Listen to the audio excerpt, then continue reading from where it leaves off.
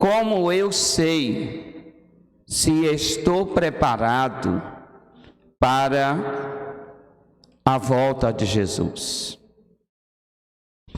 Nós sabemos que Jesus está voltando. É fato. Jesus está voltando. Mas a pergunta nesta manhã é esta: eu estou preparado para a volta de Jesus? A minha fé, o meu comportamento de vida, a minha esperança, dizem que eu vou ser arrebatado ou não. Esse é o ponto principal desta manhã. Elias, ele tinha certeza que naquele dia ele seria arrebatado. Quando Elias soube que Deus viria arrebatá-lo, Elias nem sequer ficou calado. Compartilhou aquilo com seus discípulos, a ponto dos discípulos falarem para outras pessoas e elas se perguntarem umas às outras a respeito de que se elas estavam sabendo que naquele dia Elias ia ser tirado da terra. Foi algo muito real na vida de Elias. Muito real. Será que realmente a volta de Jesus tem despertado em nossas vidas esta expectativa e esperança viva de ser arrebatado? Será que você tem dentro do seu coração esta convicção: vou ser arrebatado? Alguém pode dizer, isso é coisa para Deus. Deus é quem sabe.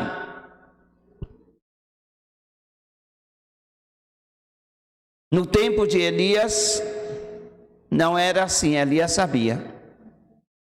Elias sabia que iria ser arrebatado naquele dia, em um tempo que não se falava de arrebatamento, em um tempo que não havia nenhuma instrução teológica para esse fenômeno, e isto aconteceu em Elias. Então, amado, essa pergunta que nós não paramos para analisar, não paramos para refletir, não paramos para nos perguntar, precisa realmente ser dado mais atenção. Você e eu precisamos dar mais atenção. Como eu sei se estou preparado para a volta de Jesus? Será que a minha abstinência de algumas coisas me dá esta garantia de que estou preparado para a volta de Jesus? Ou será que temos mais alguma coisa? Nós vamos pontuar aqui 4 coisas que nos levam a estar atentos com as nossas vidas para vermos se essas coisas que vamos pontuar, elas estão fazendo parte do nosso dia a dia, porque só assim podemos saber se estamos preparados para a volta de Jesus. Nada melhor do que a Bíblia para nos esclarecer sobre isso. A primeira coisa que me leva a um estado de alerta e serve como resposta se eu estou preparado para a volta de Jesus.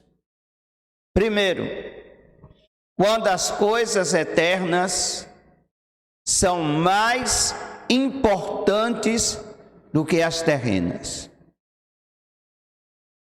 O que é que tenho eu dado valor mais? As coisas eternas ou as coisas terrenas? Se as coisas eternas são secundárias na minha vida, evidentemente que as coisas terrenas, elas assumem a prioridade. E quando eu me foco muito mais nas coisas terrenas do que nas coisas espirituais, nas coisas eternas, eu estou desvalorizando as coisas eternas. Eu estou dizendo, como por exemplo, santidade é segundo plano, buscar a Deus é segundo plano, ir para o céu é segundo plano, porque eu estou tão bem confortável na terra e com esta maneira de viver. A palavra do Senhor, em 1 aos Coríntios, capítulo 15, versículo 19, nos diz o seguinte: se esperarmos em Cristo somente nesta vida, somos os mais miseráveis de todos os homens. Aqueles amados que apenas preocupam-se com a vida material, aqueles que se preocupam apenas com a vida terrena, segundo a Bíblia, eles são os mais miseráveis de todos os homens. A preocupação demasiada com essa vida terrena, a preocupação demasiada com as coisas desta vida, nos afastam das coisas essenciais, que são as espirituais. As coisas espirituais, elas para nós, nos conduzirá à vida eterna, quanto as coisas terrenas não nos levarão à eternidade. Então, esperar em Cristo somente nesta vida, esperar de Cristo apenas uma cura de uma enfermidade física, esperar em Cristo apenas uma vida social elevada, bem empregado, bom salário, isso não é tudo. Um casamento ajustado, isso também não é tudo. Não é tudo. Com que devo mais me preocupar? Com que devo estar mais ocupado? Pois essa ocupação me servirá de preparação para a volta de Jesus, com as coisas espirituais. As coisas espirituais, porque as coisas espirituais, elas são eternas. Vamos aqui dar um exemplo ilustrativo. Vamos aqui dizer que você se preocupe com o seu corpo. Você quer manter o seu corpo sempre saudável. E aí você faz diversos exercícios. Você corre, você vai à academia, você regulamenta a sua alimentação, mas você é um cristão que dá importância a uma vida saudável, nada de mal nisso, mas não pega na Bíblia para ler, não ora, não jejuma, não tem comunhão com Deus, não tem comunhão com o Espírito Santo, não evangeliza, não se envolve com o reino de Deus. Então, se você é desse tipo, eu tenho uma má notícia para lhe dar. E a má notícia que eu tenho para lhe dar é que você está despreparado para a volta de Jesus. Porque você está muito mais ocupado com as coisas terrenas, com as coisas da vida física, do que com as coisas da vida espiritual. Deve ter um cuidado pela sua saúde, sim. Deve exercitar o seu corpo, sim. Mas não se esqueça que você é um cristão. Não esqueça que você tem sobre a sua vida, sobre o seu ombro, a responsabilidade de guardar a palavra de Deus. E o que é guardar a palavra de Deus? É praticá-la, vivê-la, vivenciá-la. Então, o primeiro sinal para saber se eu estou preparado para a volta de Jesus é aferir a importância que dou às coisas espirituais e eternas. Se as coisas espirituais e eternas são prioridade na minha vida, é o primeiro sinal de que eu estou preparado para a volta de Jesus. Se é secundário, eu preciso mudar o foco. O apóstolo Paulo, ele fez um relato muito interessante nesse versículo, e eu quero parafrasear. Paulo disse: se nós esperamos de Cristo somente ou primeiramente nas coisas materiais, somos os mais miseráveis de todos os homens. Se a nossa motivação de ser cristão está focada na vida material, somos miseráveis, os maiores de todos, porque o nosso foco está errado.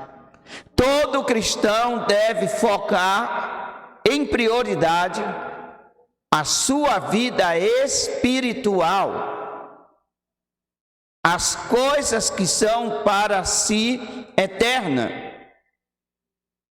E a piedade, amado, é muito importante na vida do crente. Um crente que não é piedoso, ele não é crente. E o que é ser piedoso? Ser piedoso é praticar a palavra de Deus. Praticar a palavra de Deus. Se não praticamos a palavra de Deus, não há piedade. E logo a nossa fé é em vão. O nosso ser crente não tem sentido algum. Preste bastante atenção o que a Bíblia fala-nos a respeito das classes sociais que temos no mundo. Usamos às vezes as classes sociais como impedimento para o crescimento espiritual. Mas a Bíblia não usa as classes sociais como impedimento para o crescimento espiritual. Tem pessoas que dizem assim: eu não posso me envolver com o reino de Deus, eu tenho minhas coisas, eu tenho os meus negócios, eu tenho minhas empresas, tenho que administrá-lo. Outros chegam a dizer: se eu tivesse um pouco mais de dinheiro, eu me envolveria no reino. Coloque a sua condição de vida, o seu estado social ou seu estado financeiro como desculpas para realmente crescer espiritualmente. Diante de Deus, todos têm o espaço para crescerem espiritualmente diante do Senhor. Tanto o pobre como o rico, tanto o ocupado como o desocupado. Tem aqueles que dizem: eu não tenho tempo. Eu não oro mais porque eu não tenho tempo.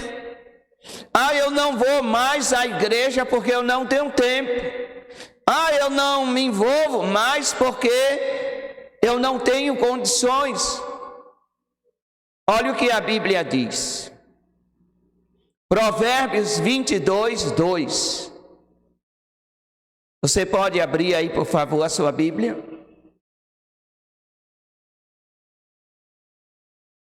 Olhe como Deus realmente mostra-nos que não há desculpa para se crescer espiritualmente, para se preparar para a sua volta. Provérbios 22, 2. O rico e o pobre se encontram. A todos os fez o Senhor. Amém? Observem, tanto ao rico como ao pobre, ambos foram feitos pelo Senhor. O Senhor os fez. Há pobres que podem crescer espiritualmente, sim. Há ricos que podem crescerem espiritualmente, e ricos e pobres podem estar preparados para a volta de Jesus, sim. Se não fazem, é porque não querem. A Bíblia não é impedimento.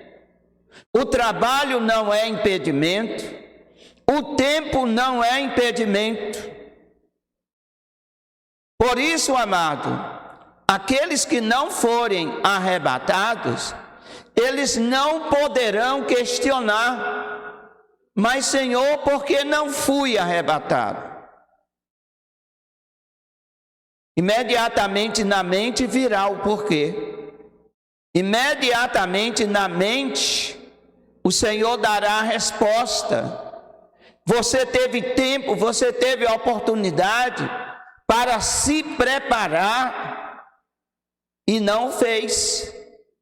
Independente da posição social, independente de ser rico, independente de ser pobre, independente de ter ou não ter, independente do tempo. Não existe o eu não ter tempo para Deus. Amém? Quem está entendendo, diga amém. Não existe eu não tenho tempo para Deus. E nós ouvimos muitas pessoas até falarem isso. dentro da igreja. Eu não estou tendo tempo de vir à casa do Senhor. Se ela não está tendo tempo de vir à casa do Senhor, ela está tendo tempo de ter comunhão com Deus? Simplesmente despriorizou. Não é prioridade. Relacionamento com Deus não tem sido a prioridade de muitos crentes. Por isso são vazios, são frios, são mornos. São apáticos no relacionamento da vida da igreja. São completamente fora do corpo. Ainda no livro de Provérbios, no capítulo 29, o versículo 13, a palavra fala que todos dois, em termos de classe social, pobre e rico, pode buscar a Deus. No primeiro versículo, Deus os fez. E agora, no versículo de Provérbio 29, 13, o pobre e o usurário, o ganancioso, o avarento, se encontram novamente na vida. Deparamos com ricos e com pobres. Deparamos com aqueles que têm e deparamos com os que não têm. Eles se encontram e o Senhor alumia os olhos de ambos. Ou seja, Deus, através da sua palavra, dá entendimento tanto aos ricos como aos pobres, tanto aqueles que têm e aqueles que não têm. Se há crente despreparado para a volta de Jesus, é porque não prioriza as coisas espirituais. Priorizam tudo, menos as coisas espirituais. Porque Deus, Ele alumia, dá entendimento a branco, a preto, a rico, a pobre, a quem tem, quem não tem. E além do mais, há tempo para todas as coisas. E também há tempo para buscar a Deus. Amém? Se a pessoa não busca a Deus, o problema não é de Deus. O problema não é proveniente das bênçãos que Deus permitiu. Por exemplo, um trabalho, uma faculdade. Agora que eu entrei na faculdade, não tenho tempo mais de cultuar. Agora que eu estou nesse trabalho, não tenho tempo de cultuar. Agora eu comprei uma fazenda, não tenho tempo de ir mais cultuar a Deus. Não existe isso. O que existe na realidade é um descaso. O que existe realmente é uma falta de compromisso. De compromisso com o reino. E quanto mais eu fico descomprometido do reino, mais despreparado eu vou me tornando. Atividades espirituais nos leva a sermos mais crentes. Atividades espirituais nos leva a exercitarmos a nossa fé, a vencer os obstáculos, a vencer as provas, tudo devido às atividades espirituais. Em 1 Coríntios, capítulo 2, versículo de número 9, está escrito, referindo-se realmente ao porvir, referindo-se o para que devemos estar preparados, para que e por que devemos estar preparados para a volta de Jesus. Porque as coisas que os olhos não viu e o ouvido não ouviu e não subiram ao coração do homem, são as que Deus preparou para os que o amam. O que temos, amado, para receber, para desfrutar, para viver no porvir, não se comparam com as coisas pequenas, passageiras, temporárias dessa vida. Aonde está a tua visão, amado? A tua visão está na terra ou no céu? Se prepare para o arrebatamento. Se prepare para a volta de Jesus. Porque o Senhor não veio para estabelecer para nós uma vida aqui na terra eterna, nessa terra não. Uma vida totalmente isenta de preocupações, não existe. Jesus disse, no mundo tereis aflições, no mundo vocês vão ter preocupações, mas tenham bom ânimo. Há algo maior, há algo melhor, para que eu possa me preocupar. E a Bíblia diz, as coisas que o olho não viu, não é visível a esse olho humano, coisas que o ouvido não ouviu, coisas que não subiram ao coração do homem, são as que Deus preparou para os que o amam. Ou seja, coisas melhores Deus tem reservado para nós, mas ficamos apenas atrás das coisas melhores nesta vida, neste planeta.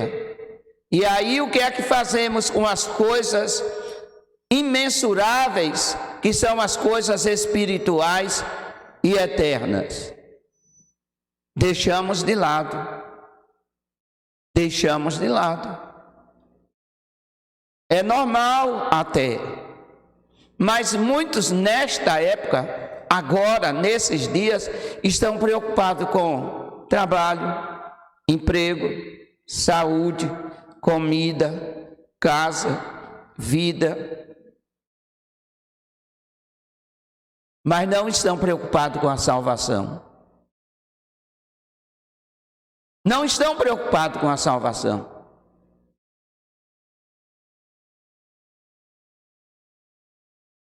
E o que mais importa para nós é a salvação. Amém? É o que mais importa. Deus tem uma eternidade de glória. Deus tem uma eternidade de abundância. Deus tem uma eternidade confortável para nós.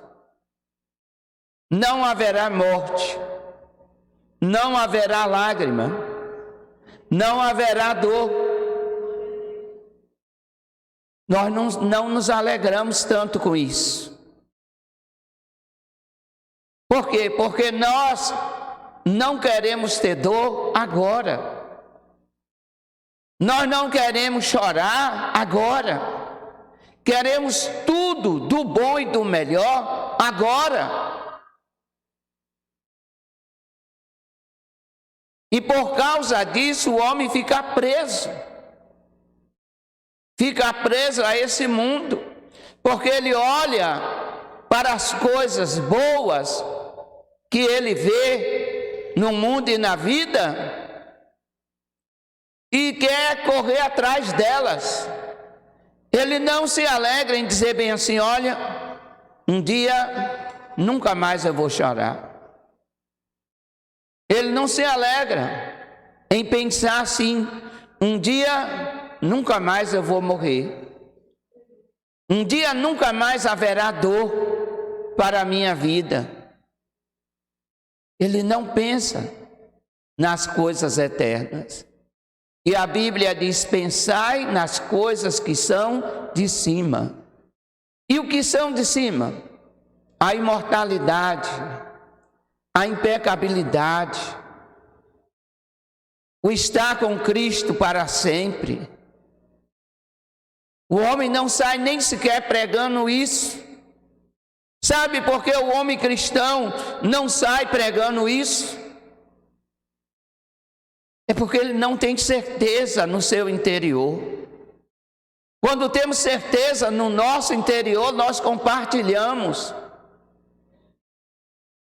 E nós podemos dizer: olha, um dia nunca mais eu vou adoecer. Um dia nunca mais eu vou chorar. Um dia nunca mais eu vou pecar. E esse dia está se aproximando, porque Jesus Cristo está às portas. E a qualquer momento Ele chega. E a qualquer momento Ele chega. Amém? Como eu sei se estou preparado para a volta de Jesus? Eu disse, quando as coisas eternas são mais importantes do que as terrenas. 2, quando estou guardando a palavra de Deus. Não é pelo fato de estar na igreja que eu estou guardando a palavra de Deus. O que me leva a guardar a palavra de Deus não pode ser o medo, o desprazer dos castigos do Senhor. Mas o que me leva e o que deve nos levar a guardarmos a palavra de Deus é o amor que temos por Ele. Amém? Guardar a palavra de Deus por receio é até bom. Não há nenhum mal em guardar a palavra de Deus por receio, por medo das punições.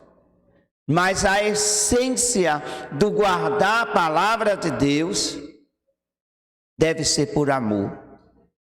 Jesus disse: aquele que me ama, guarda os meus mandamentos. Aquele que me ama. Então deve ser por amor. Em Apocalipse 3:8,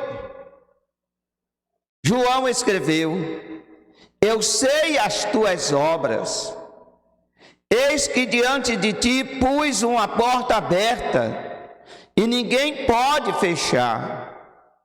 Tendo pouca força, guardaste a minha palavra, e não negaste o meu nome.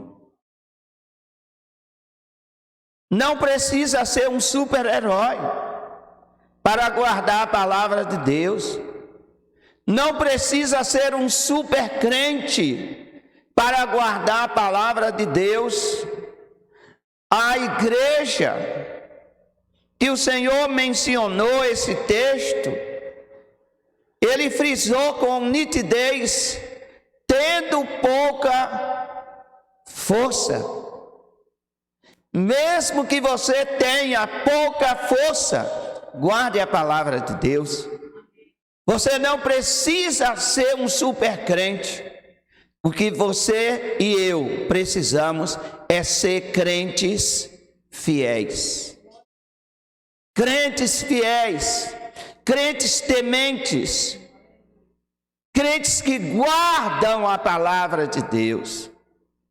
Amado, não são os ritos religiosos.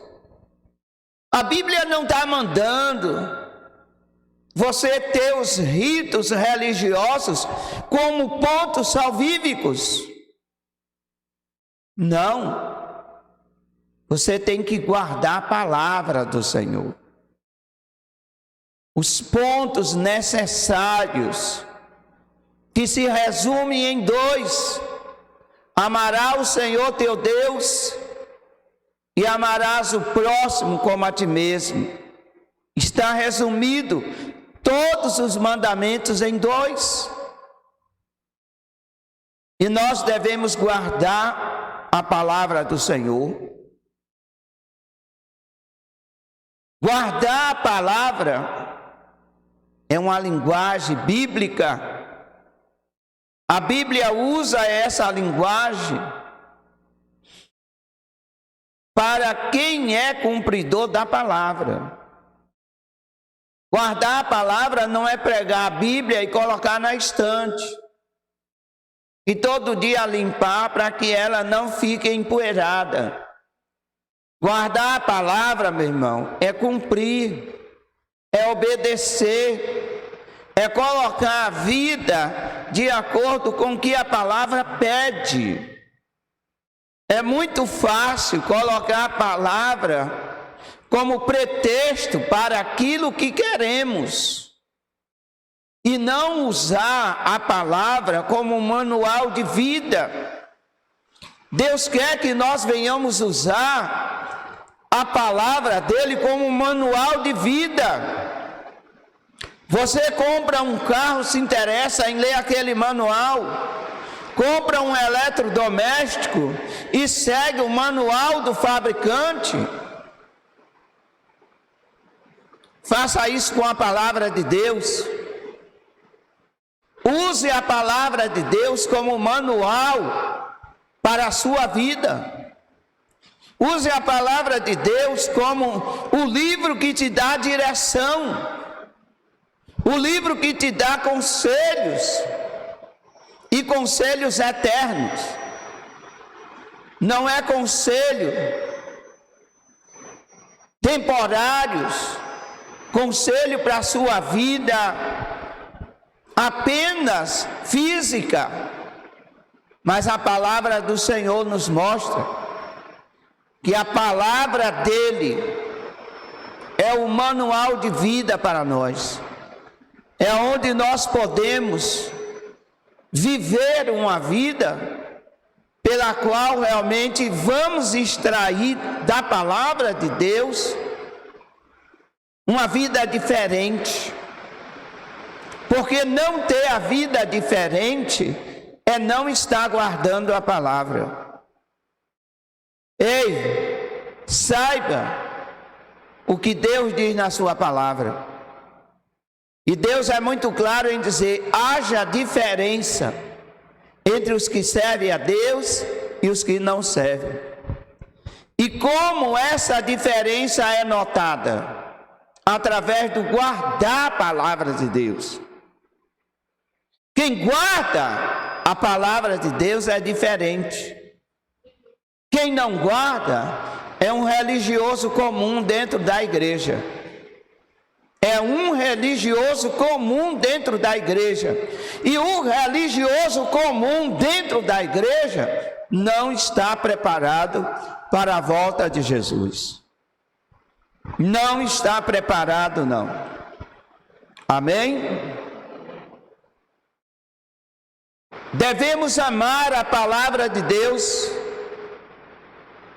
Como disse o salmista, no Salmo 119, versículo 97, o salmista assim disse: ó, quanto amo a tua lei, e a minha meditação é de dia e de noite. Davi foi um homem falho? Foi. Davi foi um homem de pecado? Foi. Davi transgrediu contra a lei de Deus? Sim. Davi foi um homem fraco? Foi. Mas era um homem que meditava na palavra de Deus de dia e de noite. Guardava, tinha zelo, mudava a sua vida e colocava a sua vida de acordo com a palavra de Deus. Nós estamos vivendo a cada dia um processo. O nosso crescimento espiritual é processual. Se nós não nos dedicarmos todos os dias, aí colocando um pouco da nossa vida de acordo com a palavra, nós tomamos um rumo diferente. Essa é a verdade. A falta de exercício em fazer o que a palavra manda, nos leva a fazer o que a palavra não manda. Exercitamos a desobediência. E quem exercita a desobediência não pode estar preparado para a volta de Jesus. No Salmo 119, nos versículos 116 e 117, está escrito: sustenta-me conforme a tua palavra, para que viva e não me deixes envergonhado da minha esperança. Davi pensava em salvação, igreja. Davi pensava no céu. Davi não foi um rei que só pensava em dinheiro, que só pensava em fama. Não, Davi pensava em salvação. Davi pensava em vida eterna. Davi se preocupou com a arca de Deus. Davi se preocupou com o tabernáculo de Deus. Davi se preocupou com a palavra de Deus. E em uma das suas canções, Davi compôs dizendo: sustenta-me conforme a tua palavra, para que viva e não me deixes envergonhado da minha esperança. Olhe para mim, por favor, crente. Que graça terá viver 20 anos, 30 anos na igreja, mais ou menos, e não ser salvo? Que graça terá? Não podemos jamais perder essa esperança. Não podemos estar na casa do Senhor e nem tampouco viver a vida cristã simplesmente pensando no comer e no beber, simplesmente pensando na casa e nas coisas que tem. Isso é muito raso, isso é muito pequeno.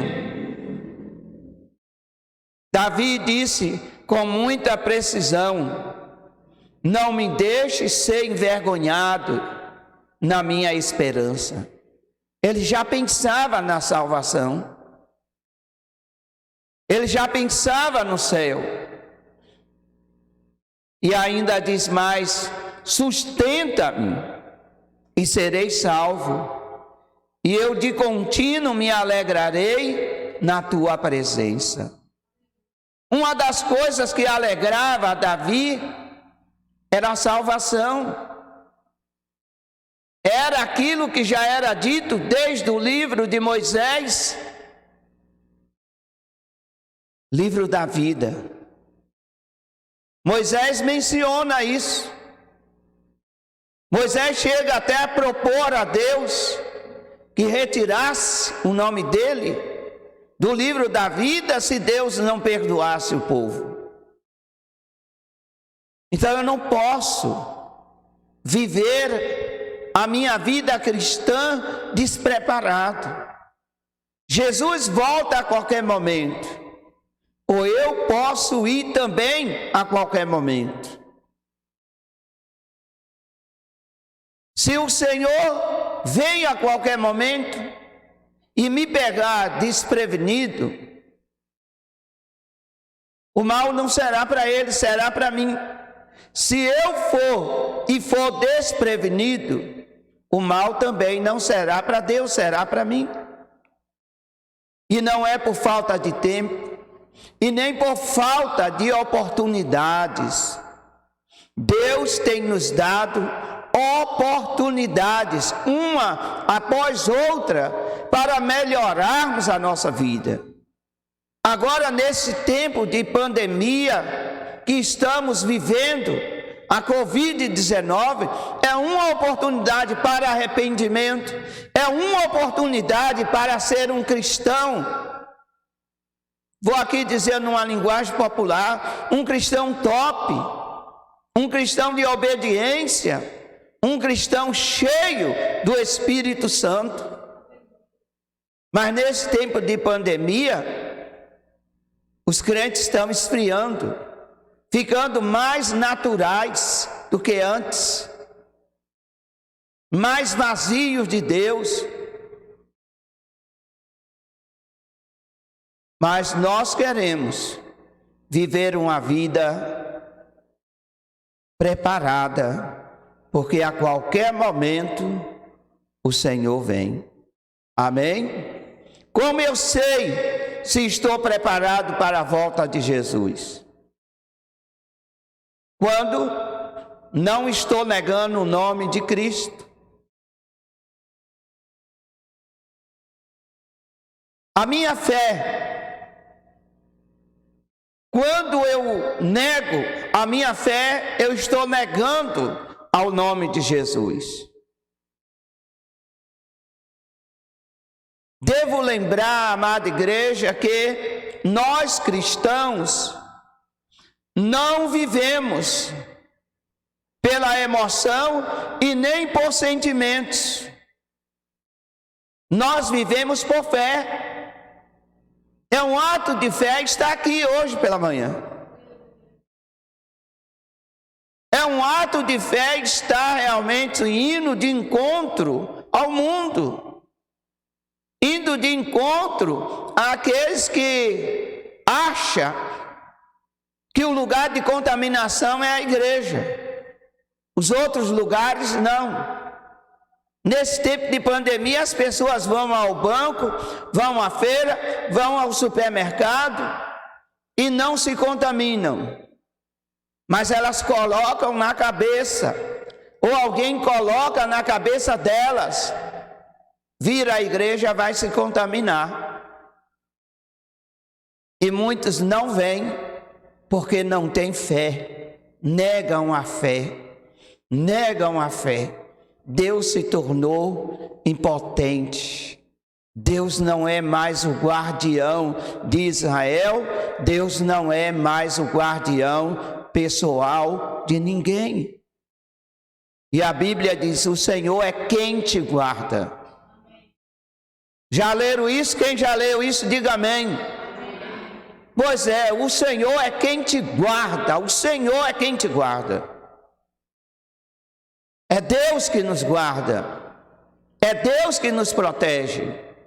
E essa fé não pode ser negociada, não pode ser vendida, nem dada, nem barganhada. É uma fé única que Deus deu a cada um de nós. Para quê? Para pegar essa fé na hora difícil e engavetar, para pegar essa fé na hora das circunstâncias adversas e blasfemar de Deus? Não. É num momento como esse que eu tenho que mostrar que tenho fé. É no momento em que o mundo vai na contramão da palavra de Deus que eu continuo na mão e dizendo: eu posso todas as coisas naquele que me fortalece. Você acha que quando Paulo escreveu isso e disse isso, é porque o mundo estava na mão de Paulo? É porque as coisas iam bem suscetíveis a Paulo? Paulo estava vivendo no ápice das bênçãos? Não. Foi no momento que Paulo estava sendo perseguido. Foi no momento que Paulo estava realmente sendo humilhado em uma prisão. Foi no momento que estavam tentando a todo custo parar Paulo. E Paulo diz: eu posso todas as coisas, porque eu tenho um Deus que me fortalece. Ele é a minha força. Não negou a fé. Não negou a fé. Não barganhou a sua fé, mas a sua fé foi operante até o último dia da sua vida. Pois Paulo termina a sua vida dizendo: combati o bom combate, encerrei a carreira e guardou o quê? Não foram os milhões, né? Não foram as coisas materiais que Paulo guardou. Combati o bom combate, encerrei a carreira e guardei a fé. E através da fé, Paulo agora disse que ele corria para o prêmio da soberana vocação. Aleluia! Então, amado, como sei se estou preparado para a volta de Jesus? Quando não estou negando o nome do meu Senhor. Não nego o nome do meu Senhor, aconteça o que acontecer, temos que ter a fé viva, funcionando em Deus. Não importa o que está acontecendo no mundo, não pode estar acontecendo na sua fé, não pode estar acontecendo no seu interior. Hebreus 10:38 diz: o justo viverá da fé. 1 de João 5:4, essa é a vitória que vence o mundo, é a nossa fé. Hebreus 11:6, sem fé é impossível ver a Deus. Amém? Ei, presta atenção nisso. Fé não serve só para agradar a Deus. Fé também serve para ver Deus. Só vai ver Deus aquele que tem fé. Quem não tem fé não vai ver o Senhor como seu Senhor, como seu Salvador, não. Verá como juiz. O verdadeiro crente também passa por tribulações, lutas, perseguições, mas não nega a fé. Amém? Não nega a fé. O verdadeiro cristão, ele não nega a fé. Em 1 Coríntios 4, a partir do versículo 11, Paulo faz uma citação a respeito da sua vida e a sua fé. Paulo diz: até esta presente hora, sofremos fome, sede e estamos nus, recebemos bofetadas, não temos pousada certa e nos afligimos, trabalhando com as próprias mãos, somos injuriados e bendizemos, somos perseguidos e sofremos, somos blasfemados e rogamos. Até o presente temos chegado a ser como lixo desse mundo e como escória de todos. Não escrevo essas coisas para vos envergonhar, mas admoesto-vos como meus filhos amados. Amém? Quem foi que lhe disse? Se alguém pregou para você dizendo que o crente não passa fome, que o crente não apanha, que o crente não é perseguido, que o crente não adoece, se alguém lhe falou isso, que o crente não prospera porque está debaixo de maldição, essa pessoa é um falso profeta. Porque Paulo não estava debaixo de maldição nenhuma. E Paulo sofreu sede, Paulo sofreu fome, Paulo recebeu bofetadas, Paulo não tinha pousada certa, Paulo vivia afadigado, trabalhava muito para sobreviver, apanhava muito porque pregava o evangelho, orava as pessoas e as autoridades se voltavam contra Paulo, porque Paulo expulsava demônios. Mas diante de tudo isto, Paulo não negava a sua fé em Deus. Hoje, por nada, crentes param de discipular, crentes param de orar, crentes param de vir aos templos, crentes param de estar ativos com as coisas de Deus por nada. Agora, nesse momento, crentes estão parados por causa de uma gripe, por causa do medo de morrer. Ai, se eu morrer, o que é que vai acontecer comigo? Se você estiver preparado, aguardando a volta do Senhor, você vai para o céu. Se você estiver despreparado, você vai exatamente aguardar o dia do juízo final para receber a sentença de separação eterna de Deus. É isso que acontece. Muitos estão negando a fé. Muitos estão negando a fé nesse momento. Como sei se estou preparado para a volta de Jesus? Finalizo falando do quarto e último motivo, segredo, é mantendo a esperança viva na vinda de Jesus. Mantendo a esperança viva.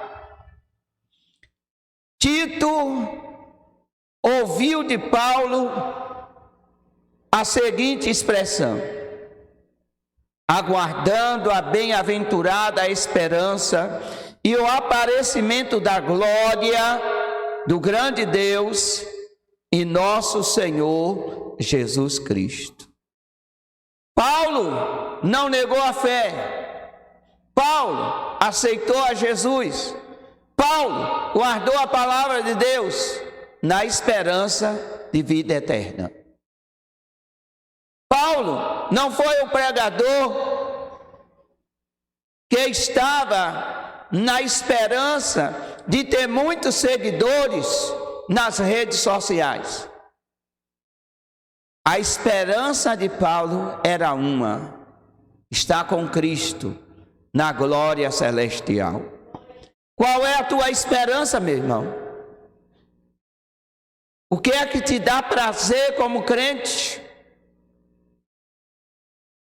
Duas coisas básicas devem nos dar prazer como crente. A primeira é a certeza, a convicção de que o nosso nome está escrito no livro da vida. Segunda coisa é que nós não somos desse mundo e o nosso tempo de passagem por esse mundo está chegando ao fim. Amém? Está chegando ao fim. Está chegando ao fim. Está escrito, Paulo escreveu aos Tessalonicenses: porque o mesmo Senhor descerá do céu com alarido e com voz de arcanjo e com a voz de trombeta, e os que morreram em Cristo ressuscitarão primeiro. Depois nós, os que ficarmos vivos, seremos arrebatados juntamente com eles nas nuvens a encontrar o Senhor nos ares. Assim estaremos sempre com o Senhor. Diga comigo: a minha maior esperança é ter a convicção, a certeza que um dia eu vou me encontrar com o meu Salvador. Dê um aplauso a Jesus por isso. Aleluia! Aleluia! No livro do Apocalipse, capítulo 22, 17, e o Espírito e a esposa dizem: vem. E quem ouve, diga: vem. E quem tem sede, venha. E quem quiser, tome de graça da água da vida. Amado, você observa neste versículo, em Apocalipse 22, 17, que o Espírito e a noiva, o Espírito e a esposa. Quem é a noiva? A igreja. Quem é o Espírito? O Espírito Santo. Dois seres aqui desejam a volta de Jesus. O Espírito Santo deseja e a igreja, que é a noiva de Cristo, também deseja. Por isso está escrito: o Espírito e a noiva dizem: vem. O Espírito Santo não quer ficar aqui porque ele sabe que aqui também não é lugar dele. E a igreja também tem que ter essa convicção: aqui não é o meu lugar. O meu lugar é no céu, com Jesus, com o Espírito Santo, com Deus, com os anjos, com todos aqueles que lá já estão. Igreja, é hora de olhar para cima, de tirar o olhar das coisas materiais. Para onde vamos com tanto apego às coisas materiais? Para onde vamos? O que é que você quer? Não tem tempo mais de se encher de Deus? E vive uma vida vazia. Podemos medir o nosso nível de relacionamento com Deus pelo nosso nível de oração. Não temos outra maneira de buscar a Deus para nos enchermos dele, a não ser através da oração. É através da oração que nós ficamos cheios do Espírito Santo. Não se fica cheio do Espírito Santo simplesmente porque está numa reunião de amigos crentes, numa churrascada. Nunca vi churrascada encher ninguém do Espírito Santo. Mas se tivermos em uma reunião de oração e orando fervorosamente, nos encheremos do Espírito Santo. Deus quer uma igreja cheia do Espírito Santo e não uma igreja comprometida com o mundo. Conclusão: como verdadeiramente precisamos estar para termos isso como um indicativo de que estamos preparados para a volta de Jesus. Primeiro, seja cheio do Espírito Santo. Mas cheio do Espírito Santo mesmo, irmão. Busque o batismo com o Espírito Santo. Se encha do Espírito Santo. Seja cuidadoso e vigilante. Esteja atento. Olhe para tudo com um olhar espiritual e não simplesmente com o olhar da lógica, da razão.